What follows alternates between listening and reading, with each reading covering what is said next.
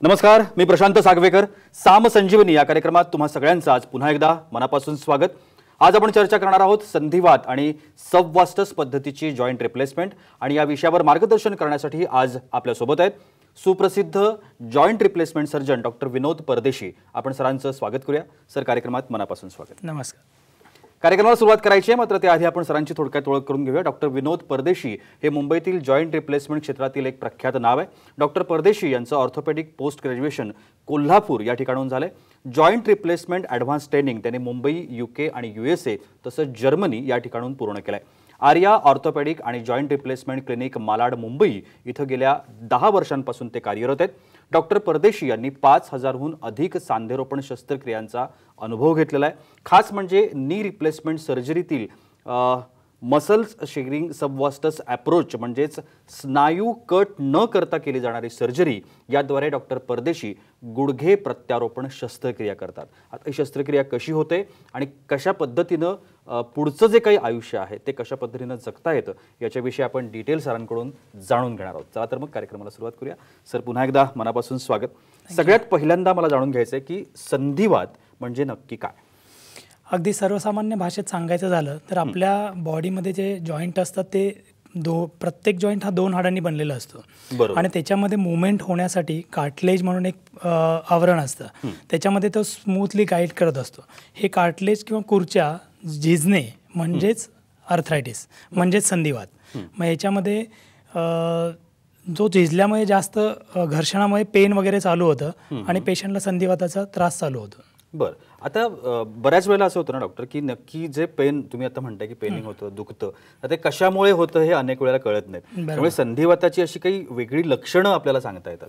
संधिवाताची लक्षणं म्हणजे कसं असतं की पेशंट ज्यावेळेस आपल्याला OPDमध्ये दाखवतो त्यावेळेस संधिवात असणाऱ्या पेशंटला समजा गुडघ्याचा संधिवात असेल तर गुडघा सुजलेला असेल किंवा गुडघ्याचं टेम्परेचर जे असतं ते वाढलेलं असेल किंवा चालत येतानाच त्याचं वॅडलिंग गेट दिसतं आपल्याला किंवा वक्र पाय असतात पाया गुडघ्याचे, त्याच्यावरून आपण क्लिनिकली डायग्नोज करू शकतो की पेशंटला हा संधिवात आहे.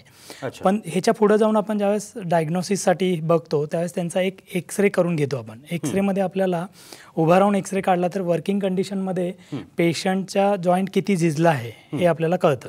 मग त्याच्यानुसार आपण त्याचं स्टेजिंग वगैरे करून ती ट्रीटमेंट आपण पुढं प्रोसीड करू शकतो. पण सर, याच्यामध्ये काही वेगवेगळे प्रकार असतात, कारण आजारामध्ये अनेक प्रकार पण आपल्याला बघायला मिळतात. तसं संधिवातामध्ये आपल्याला काही वेगळे प्रकार असतात? ढोबळ मनानं बघितलं तर संधिवातामध्ये 2 प्रकार आढळतात आणि जास्त करून जो असतो ऑस्टिओ आर्थरायटिस तो असतो आणि दुसरा असतो तो रुमॅटॉइड आर्थरायटिस. रुमॅटॉइड आर्थरायटिस जो आहे तो थोडासा कमी प्रमाणात आहे. ऑस्टिओ आर्थरायटिस हा जास्त पॉप्युलेशनमध्ये दिसतो. पण आता संधिवात होण्या पाठीमागे कारण पण असू शकतात. अनेक वेळेला काय होतं की नक्की कशामुळे कोणता आजार होतो हे बऱ्याच वेळा बेसिक असतं आणि ते बऱ्याच वेळेला माहिती नसतं आपल्याला, त्यामुळे काळजी घेतली जात नाही. त्यामुळे कारणांच्या बाबतीमध्ये आपल्याला काय सांगता येईल? ऑस्टिओ आर्थरायटिस जो असतो तो नॉर्मली आपण एज रिलेटेड समजू शकतो, कारण एज जसं वाढत जातं तसं शरीरामध्ये कॅल्शियम व्हिटॅमिन डिफिशियन्सी होते आणि जास्त करून फिमेल्समध्ये मेनोपॉज नंतर वगैरे जास्त कॅल्शियम डिफिशियन्सी झाल्यामुळे संधिवात हा वाढू शकतो. दुसरी गोष्ट, वजन जर जास्त असेल, वजन जास्त असल्यामुळे पण गुडघ्याची झीज ही जास्त होते. दुसरं, कधी स्पोर्ट्स इंजुरीमध्ये खेळताना किंवा काय ट्रॉमा झाला ॲक्सिडेंटमध्ये आतला कुर्च्या ज्यावेळेस ट्रॉमाटाईज होतो किंवा फ्रॅक्चर होतं त्यामुळे झिजल्यामुळं हा संधिवात वाढत जातो. बरं बरं. पण सर, आता याच्यामधला सगळ्यात महत्त्वाचा मुद्दा येतो तो डायग्नॉस. कोणत्याही आजाराचं योग्य पद्धतीचं निदान होणं आणि त्याच्यानंतर त्याची लाईन ऑफ ट्रीटमेंट. तर ह्या ज्या दोन्ही गोष्टी आहेत महत्त्वाच्या, त्याच्याबद्दल आपल्याला काय सांगता येईल? महत्त्वाचं हे डायग्नोसिस जे असतं ते आपण क्लिनिकली पहिला OPD बेसिसमध्ये करतो. पेशंटला चेक केल्यानंतर पेशंटचे गुडघे सुजलेले आहेत का, टेम्परेचर रेज्ड आहे का, किंवा आपण ज्यावेळेस त्यांचं फ्लेक्शन एक्सटेन्शन करतो आणि बघतो त्यावेळेस त्याच्यामध्ये कर्कर आवाज येणे किंवा पेशंटच्या पायाला बाक असणे, ह्या गोष्टी आपल्याला क्लिनिकली दिसतात. त्या क्लिनिकली फाइंडिंगवरून आपण डायग्नोज करतो की बाबा ह्यांना आर्थरायटिस वगैरे आहे. मग ह्याचं आपण एक्झॅक्ट डायग्नोसिससाठी आपण स्टँडिंगमध्ये एक्सरे घेतो. त्याच्यामध्ये आपल्याला आणखीन पुढे जाऊन त्याचं स्टेजिंग वगैरे हे सगळं समजू शकतं. ह्यालाच सपोर्टिंग जे आहे ते आपल्याला CT स्कॅन, MRI ह्याच्यामध्ये आणखीन डिटेल्स त्यातले आपल्याला समजतात आणि त्यानंतर आपण त्याचं 4 स्टेजमध्ये स्टेजिंग करतो. मग त्याच्यामध्ये आपल्याला एक्झॅक्ट कोणत्या स्टेजला आहे पेशंट, किती झिजला आहे. आता तुम्ही ह्याच्यात जर बघितलं ह्या मॉडेलमध्ये तर हा आपला जो नी आहे हा नॉर्मल आहे. हे जे दिसतं आहे ते कार्टलेज जे आहे ते ब्ल्यू कलरचं एकदम नॉर्मल आहे. जसं हे पुढं जाईल तसं हे अशा प्रकारे झिजतं. हे झिजतं ते हे अर्ली स्टेजेसमध्ये आहे. ओके. जसं जसं हे स्टेज वाढत जातात तसं हे स्टेज 2 स्टेज 3 पर्यंत जातं आणि हे पूर्ण झिजल्यामुळं हाडाला हाड घासू लागतं. मग हे जे पेन असतं ते खूप जास्त राहतं असं हे झिजल्यामुळं असं आहे. बरं सर, आता याच्या ज्या स्टेजेसबद्दल तुम्ही म्हणताय तर त्या ज्या स्टेज आहेत संधिवाताच्या त्या स्टेजेसबद्दल आपल्याला अधिक आपल्या प्रेक्षकांना काय सांगता येईल? नॉर्मली स्टेज 1 स्टेज 2 मध्ये जो कार्टलेज किंवा खुर्च्या आहे तो जास्त झिजत नाही. त्याचे फायबर्स किंवा तंतू थोडे निघतात आणि ते तंतू आतल्या आत ते जॉईंटला रब करू लागतात. मग ते रब केल्यामुळे हलकं पेन चालू होतं. हे पेन फक्त पेशंटला जिने चढ उतर करताना, मांडी घालून बसल्यावर उठताना किंवा आपण इंडियन स्टाईलमध्ये जे स्क्वॅटिंग करतो त्यानंतर उठताना हलकं जाणवू लागतं. मग ह्या स्टेज 1 स्टेज 2 मध्ये तेवढं पेन असतं. आणि ह्याच्यानंतर ज्यावेळेस स्टेज 3 स्टेज 4 क्रॉस होते त्यावेळेस पेशंटच्या गुडघ्याला डिफॉर्मिटी येणे, सूज येणे, पेशंटचं गेट चेंज होणे, वॅडलिंग गेट चालू होणे, त्याच्यामुळे बॅक पेन चालू होणे, ह्या सगळ्या गोष्टी ॲडव्हान्स स्टेजमध्ये येतात. पण सर, आता ज्या आपण जॉईंट रिप्लेसमेंट सर्जरीज करतात त्याच्यामध्ये एक पार्शल प्रकार असतो आणि एक टोटल नी रिप्लेसमेंट प्रकार असतो. बरोबर. आता ह्या दोन्ही गोष्टी वेगळ्या वेगळ्या आहेत. बरोबर. लोकांना त्याच्याबद्दलचे जे डिटेल्स आहेत की पार्शल म्हणजे काय आणि टोटल नी रिप्लेसमेंट म्हणजे काय, याबाबत आपल्याला काय सांगा? मी त्या प्रश्नापर्यंत जायच्या आधी मी तुम्हाला थोडंसं आधी सांगतो की स्टेज 1 स्टेज 2 मध्ये आपण मेडिकल ट्रीटमेंट देतो. ओके. आणि स्टेज 3 स्टेज 4 मध्ये आपण सर्जिकल ट्रीटमेंट देतो. स्टेज 1 स्टेज 2 मध्ये कसं असतं की हलकं फायबर्स कट झाल्यामुळे किंवा तंतू निघाल्यामुळे त्याच्यासाठी आपण मेडिकल लाईन ऑफ ट्रीटमेंट देतो, ज्यामुळे आपण पेन रिलीफ करू शकतो. जे कार्टलेजचे तंतू निघाले आहेत ते तंतू किंवा जे कार्टलेज डिजनरेट होते ते होऊ नये, आगे पुढं होऊ नये म्हणून आपण त्याला कार्टलेज रिजनरेशनसाठी टॅबलेट्स वगैरे देतो. परत नी कॅप देतो. परत जे काय लाईफस्टाईल मॉडिफिकेशन आपण म्हणतो त्याच्यामध्ये पेशंटनं खाली मांडी घालून बसू नये, जिन्याची चढ उतर थोडी कमी करावी, परत टॉयलेटसाठी कमोडचाच यूज करावा, म्हणजे जेणेकरून गुडघा जास्त बेंड होणार नाही. गुडघा जेवढा जास्त बेंड होणार तेवढा जास्त झिजणार. मग चालण्यामुळे वॉक केल्यामुळे गुडघा झिजत नाही, पण याचं बेंड केल्यामुळे जास्त झिजतो. शस्त्रक्रिया टाळण्यासाठी जे काही करता येऊ शकतं ते तुम्ही करत. बरोबर. आणि त्याच्यामध्ये ज्यावेळेस आपण स्टेज 2 किंवा स्टेज 3 पर्यंत जातो त्यावेळेस अर्थ्रोस्कोपी म्हणून एक प्रकार येतो, लेझर सर्जरी. त्याच्यामध्ये जे कार्टलेज झिजलं आहे त्याला आपण स्मूथ करतो. स्मूथ केल्यामुळे ते रब करत नाही, त्यामुळे आणखीन पुढं झिजण्याचा जो प्रकार आहे तो जास्त होत नाही. पण एकदा जर स्टेज 4 क्रॉस झाली आणि एकदम डॅमेज झाला, जसं याच्यामध्ये मी तुम्हाला दाखवलं की एकदमच पूर्ण डॅमेज झालेला आहे नी आणि त्यामुळे प्रॉब्लेम आहे, तर ह्याच्यामध्ये आपल्याला नी रिप्लेसमेंट करावं लागतं. मग आपल्या गुडघ्यामध्ये 3 कप्पे असतात. एक तर वाटीचा कप्पा असतो, मिडियल कप्पा असतो आणि लॅटरल कप्पा असतो. जर ह्याच्यामध्ये जर एकच कप्पा किंवा एक कंपार्टमेंट जर खराब झाला असेल तर पूर्ण जॉईंट बदलण्याची किंवा त्याचे लिगामेंट्स वगैरे कट करण्याची गरज नाही. तर तेवढाच एक कप्पा आपण चेंज करू शकतो. त्याच्यासाठी आपण असं जे दिसतं आहे स्क्रीनवर की एकच कप्पा चेंज झाला आहे, त्याच्यामध्ये आपण पार्शल नी रिप्लेसमेंट म्हणतो. तर वरचा जो खराब झालेला पार्ट आहे त्याच्यासाठी एक कॅप बसते आणि खाली एक प्लेट बसते आणि मध्ये एक प्लास्टिकची पॉली असते, त्याच्यावर तो हे करू शकतो, मुवमेंट होऊ शकते. आणि ह्याच्यामध्ये आपले लिगामेंट्स आणि बाकी 2 कप्पे आपण कट करत नाही, त्यामुळे पेशंटला नॅचरल फील खूप राहतं. पेशंटची रिकव्हरी खूप फास्ट राहते. पेशंटचं जे नी फिलिंग असतं ते नॅचरल राहतं. पण पुढे जाऊन समजा 3 कंपार्टमेंट खराब झाले तर मग आपल्याला टोटल नी रिप्लेसमेंटकडे जावं लागतं.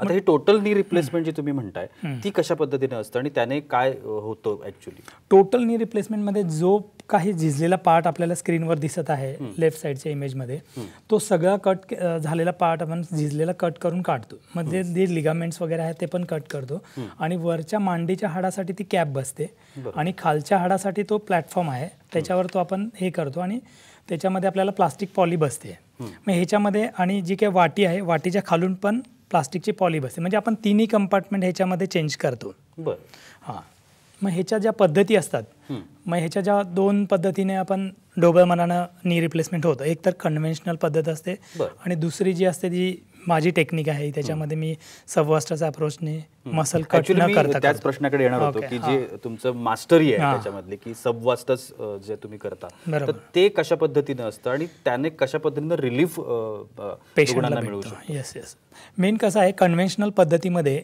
आपण मसल कट करून सर्जरी करतो. मसल कट केल्यामुळं पेशंटच्या मसल समजा हा क्वाड्रिसेप जो मसल आहे पेशंटच्या चालण्यासाठी जो इम्पॉर्टंट असतो तो क्वाड्रिसेप मसल कट होतो. क्वाड्रिसेप मसल कट झाल्यामुळे त्याची पॉवर जी आहे ती ग्रेड 1 ग्रेड 2 कमी होते. दुसरं गोष्ट त्याचं हिलिंग जे आहे ते फायब्रस हिलिंग होतं. फायब्रस हिलिंग झाल्यामुळं त्याचं जे पेन आहे ते वाढतं आणि पेशंटला ऑलमोस्ट 1 महिन्यापर्यंत फिजिओथेरपी करावी लागते. फिजिओथेरपिस्टकडे जाऊन करावी लागते. त्याच्यासाठी पण थोडंसं खर्चिक पडतं ते. मी ज्या टेक्निकनं करतो त्याच्यामध्ये आपला जो चालण्यासाठी क्वाड्रिसेप मसल किंवा मांडीचा जो मेन पुढचा मसल आहे तो अजिबात कट होत नाही. म्हणजे देवाने एक आपल्याला अशी चांगली विंडो दिली आहे मसल कट न करता करण्यासाठी तर कशासाठी मसल कट करायचा तर त्या विंडोमधून जाऊन आपण मसल हार्डली 2 ते 3 सेंटीमीटर खाली कट करून आपण आतमध्ये जाऊन त्याच्यामध्ये मसल रिफ्लेक्ट करून ही सर्जरी करतो. मग आता मसल कटच नाही करायचा त्यामुळे इन्सिजन पण खूप छोटा राहतो. त्यामुळे इन्सिजनची साईज पण एकदम कमी राहते.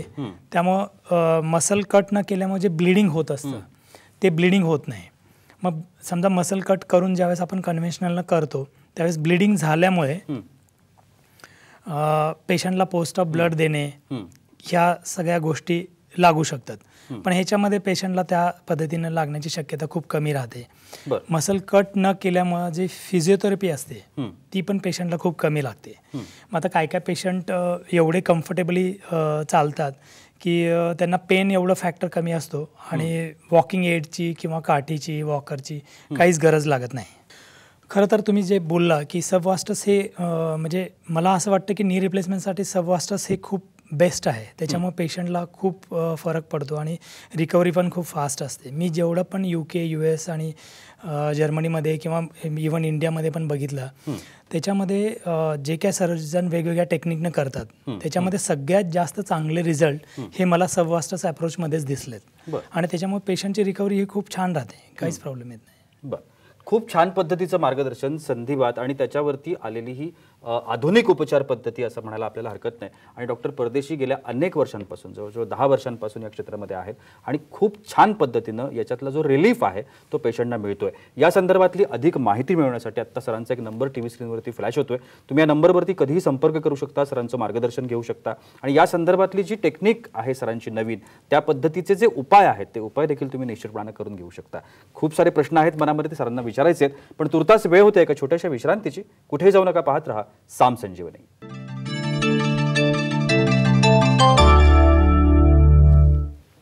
विश्रांतीनंतर साम संजीवनीमध्ये तुम्हा सगळ्यांचं पुन्हा एकदा मनापासून स्वागत.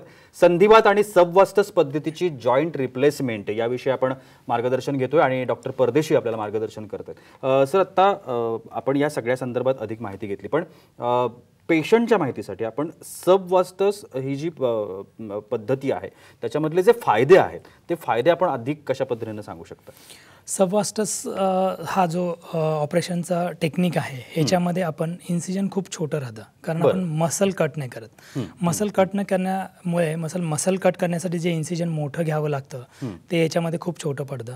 त्यामुळं मसलच्या खाली जाऊन आपण रिफ्लेक्ट करून मसल आपण ही सर्जरी करतो. मग त्यामुळे मसल जो पेशंटचा चालण्यासाठी क्वाड्रिसेप म्हणून जो मसल आहे मांडीचा तो थोडाही कट होत नाही.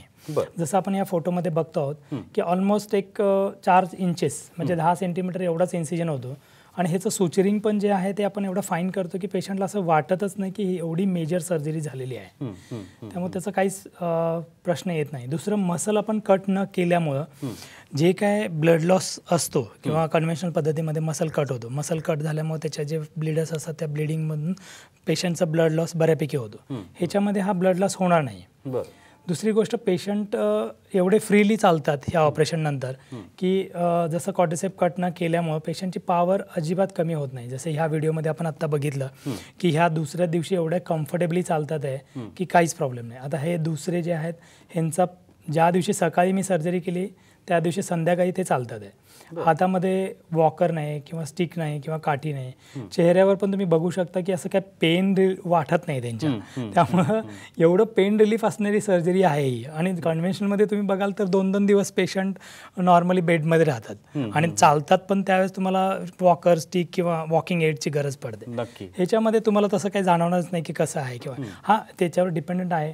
आता हे पेशंट जर तुम्ही बघाल तर यांचे ऑलरेडी काठी आहे हातामध्ये. ह्या प्री ऑफ व्हिडिओ आहे. दोन्ही गुडघे वाकडे आहेत, पाठीला पोक आलंय. ऑपरेशन करण्याच्या आधीच आहे. त्यामध्ये एवढं म्हणजे कुठंतरी एकदम कष्टानं चालतात आहे. आता हा त्यांचा ऑपरेशन नंतरचा व्हिडिओ आहे.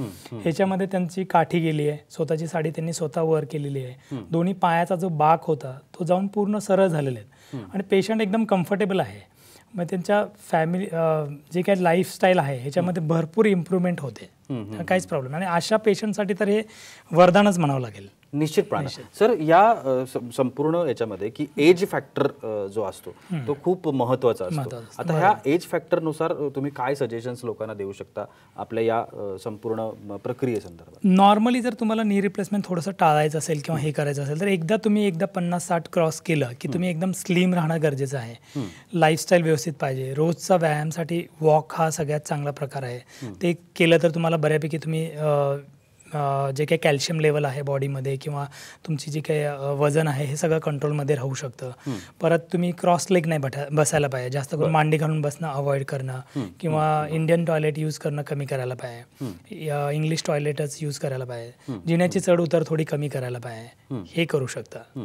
म्हणजे हे शस्त्रक्रियेनंतर जर या काळजी घेतली तर त्याचा जो काही इफेक्ट आहे तो खूप. पण याच्यामध्ये असं असतं का की बऱ्याच वेळेला आपण म्हणतो की एक शस्त्रक्रिया झाली आणि काही कालांतरानंतर ती पुन्हा करावी लागली किंवा तो त्रास पुन्हा उद्भवतो, तर या संपूर्ण प्रकारामध्ये असं काही होतं का? आणि जर असं होणार असेल तर त्यासाठी काय काळजी घ्यायला पाहिजे? नी रिप्लेसमेंट केल्यानंतर घ्यायची जी काळजी आहे त्याच्यामध्ये हेच आहे की तुम्ही काही ट्रॉमा होऊन किंवा पाय घसरून वगैरे पडलं नाही पाहिजे. जर पडला वगैरे तर त्यामध्ये फ्रॅक्चर होण्याचे पेरिप्रोस्थेटिक फ्रॅक्चरचे जे काही चान्सेस असतात ते असतात.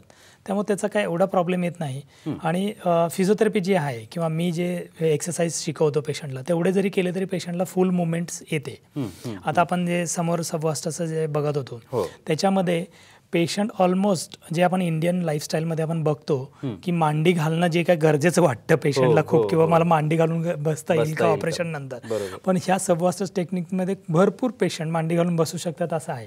आता या कोलाज जे दिसतंय याच्यामध्ये ऑलमोस्ट जे काही पेशंट आहेत सगळे मांडी घालून बसू शकतात एवढं आहे. आणि कम्फर्टेबली, असं नाही की ते मारून मुटकून मांडी घातली असं नाही, कम्फर्टेबली मांडी घालून बसू शकतात एवढं आहे. आता तो मधला फोटो बघितला तर तो माझ्या मम्मीचाच आहे, ज्याचा मी डिसेंबरमध्येच मागच्या वर्षी नी रिप्लेसमेंट केलं. ती हॉस्पिटलमध्येच मांडी घालून बसू शकते एवढं तिला फ्लेक्शन होतं. त्यामुळे खूप फरक पडतो नी रिप्लेसमेंट जर सबवास्टसनं तुम्ही करत असाल तर. आणि एवढी चांगली रिकव्हरी असल्यामुळं पेशंटला स्टेची पण गरज लागत नाही जास्त हॉस्पिटलमध्ये.